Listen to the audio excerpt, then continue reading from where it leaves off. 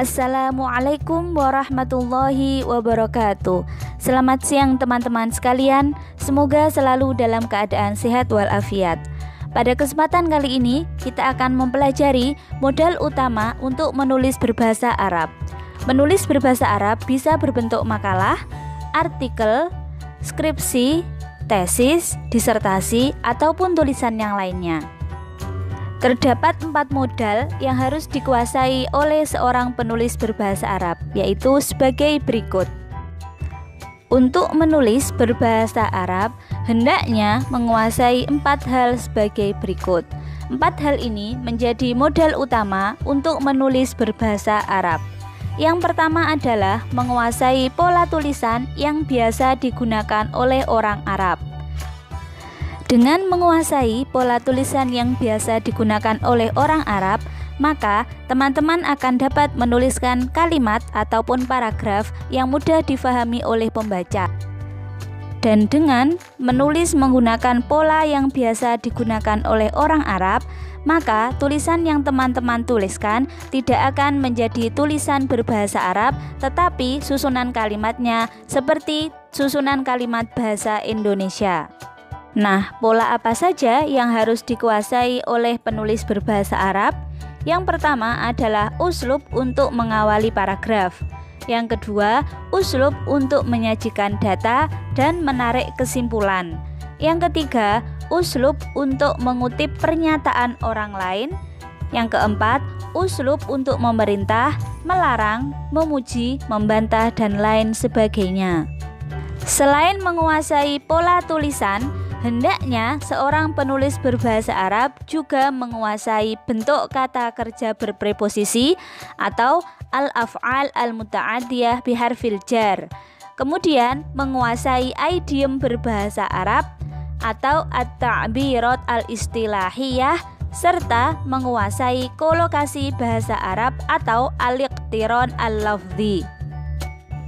Mari kita awali dengan contoh pola tulisan yang biasa digunakan oleh orang Arab.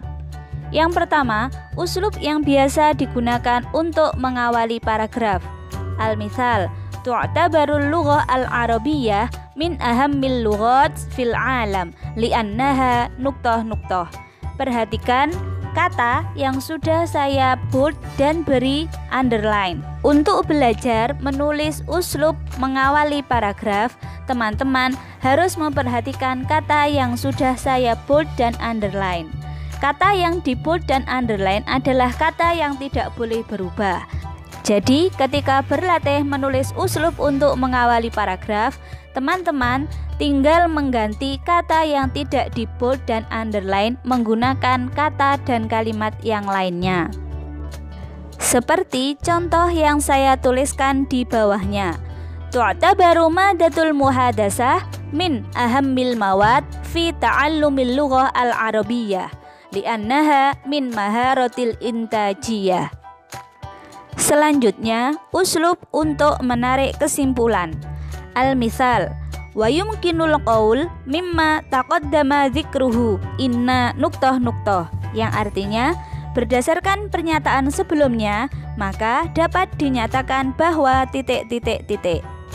Al-misal asani wa qusarul qaul inna nuqtah-nuqtah, artinya singkatnya adalah titik-titik.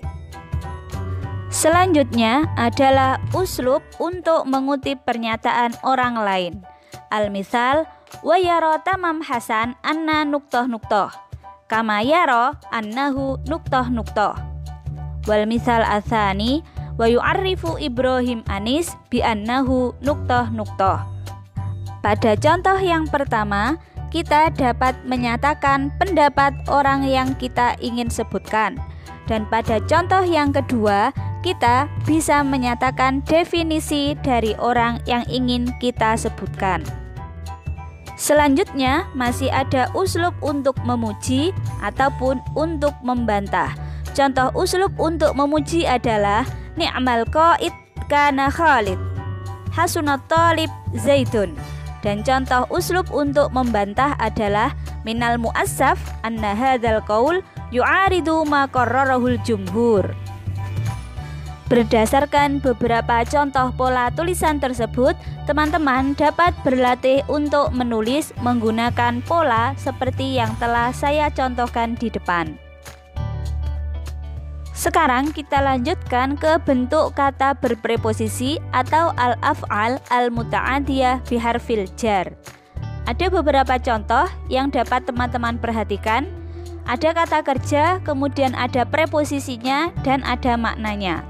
Contohnya adalah istamarra fi artinya tetap dan terus, tadakhala fi artinya campur tangan, ittafaqo ala artinya sepakat, ishtamala ala artinya meliputi atau mengandung, ittasala bi artinya berkaitan atau berhubungan, ihtafala bi artinya merayakan atau memuliakan atau memperhatikan. Ibta'ada'an artinya berhijrah dari atau selamat dari, dafa'an artinya menghilangkan sesuatu dari, menafikan atau berpindah dari. Jika dilihat sekilas, mungkin kata berpreposisi ini mirip dengan idiom, tetapi perlu dikembalikan bahwa idiom adalah kata yang memiliki makna khusus dan berbeda dengan makna leksikalnya. Sedangkan bentuk kata kerja berpreposisi, satu kata bisa memiliki beberapa makna tergantung pada penggunaan di dalam kalimatnya.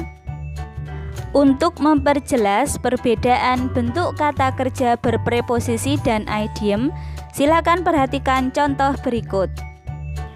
Contoh yang pertama, qadha nahbah artinya meninggal, mati, atau gugur. Contoh di dalam kalimat adalah qadhal maridu nahbahu. Idiom yang kedua, yusyaru ilaihi bil banani, artinya terkenal, masyhur, atau populer. Contoh kalimat asbaha ustadzuna bifadli muallifatihi mimman yusyaru ilaihim bil banan. Idiom ketiga, ya'uddu 'alal asabi'i, artinya jumlah sedikit atau jumlah terbatas. Contoh kalimat hadhara hafla zawajihi jama'atun ta'uddu 'alal asabi'i.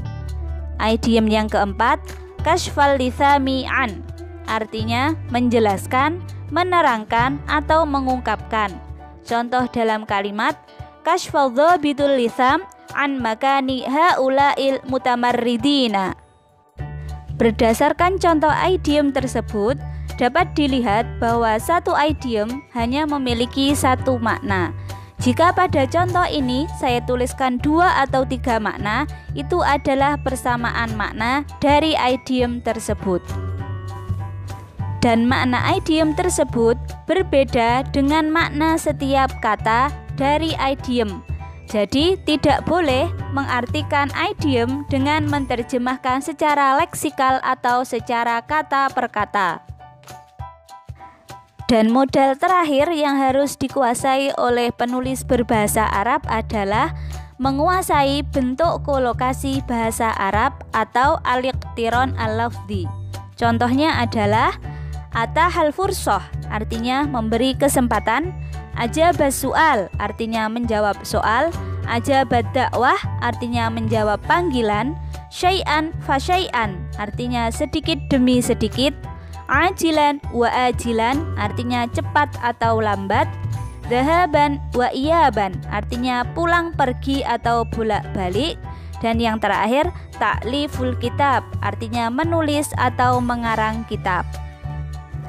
Perlu diketahui jika sebagian dari bentuk kata kerja berpreposisi adalah bagian dari idiom. Begitu juga dengan bentuk kolokasi bahasa Arab, sebagian adalah bagian dari bentuk kata kerja berpreposisi atau al-af'al al-muta'adiyah biharfil jar. Sekian penjelasan tentang modal utama menulis berbahasa Arab. Semoga dapat difahami. Sampai ketemu di penjelasan berikutnya. Wa akhiran aqulu lakum wassalamualaikum warahmatullahi wabarakatuh.